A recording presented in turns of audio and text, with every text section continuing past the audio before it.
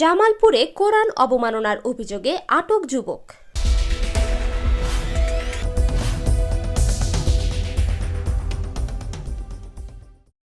জামালপুরে কোরআন অবমাননার অভিযোগে আকাশ ২৬ নামে এক যুবককে আটক করেছে এলাকাবাসী। পরে তাকে আইন শৃঙ্খলা বাহিনীর হাতে তুলে দেওয়া হয়।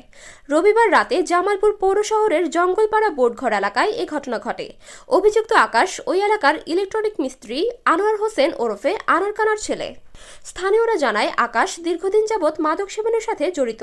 গত শনিবার সে তার বাবা আনোয়ার হোসেনের কাছে টাকা চায়, কিন্তু তার বাবা তাকে টাকা দিতে অস্বীকৃতি জানালে রাগের মাথায় আকাশ পবিত্র কোরআন পদদলিত করে এবং এক পর্যায়ে তা ছিঁড়ে ড্রেনে নিক্ষেপ করে। এ সময় কোরআন অবমাননার বিষয়টি ধামাচাপা দেয় আকাশের পরিবার।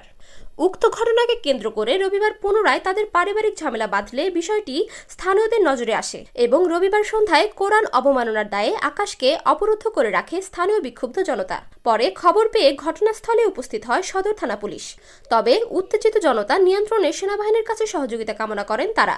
ঘটনাস্থলে সেনা সদস্যরা উপস্থিত হওয়ার পরও তাদের হাতে অভিযুক্ত আকাশকে তুলে দিতে অনিচ্ছা পোষণ করে বিক্ষুব্ধ জনতা। সবশেষে ঘটনাস্থলে উপস্থিত হন বাংলাদেশ জাতীয়তাবাদী দল বিএনপি ময়মনসিংহ বিভাগীয় সহ সাংগঠনিক সম্পাদক ও জামালপুর ৫ আসনে ধানের শীষ প্রতীকের সংসদ সদস্য পদপ্রার্থী অ্যাডভোকেট শাহ মোহাম্মদ ওয়ারেস আলী মামুন। পরবর্তীতে তার অনুরোধে বিক্ষুব্ধ জনতা অভিযুক্ত আকাশকে আইন শৃঙ্খলা বাহিনীর হাতে তুলে দেয়। পুলিশ জানায় কোরআন অবমাননার অভিযোগে অভিযুক্ত আকাশকে অবরুদ্ধ অবস্থা থেকে উদ্ধার করে আনা হয়েছে। বর্তমানে সে পুলিশ হেফাজতে রয়েছে। প্রকৃত ঘটনা উদ্ঘাটনে তদন্তে নেমেছে পুলিশ। তদন্ত শেষে আইনানুগ ব্যবস্থা নেওয়া হবে। জামালপুর থেকে রবিউল হাসান লায়ন, গণমানুষের আওয়াজ। এবার আর কোনো ভুল করিনি। তোমার জন্য নিয়ে এসেছি সাদা কোম্পানির সাদা বাল্ব।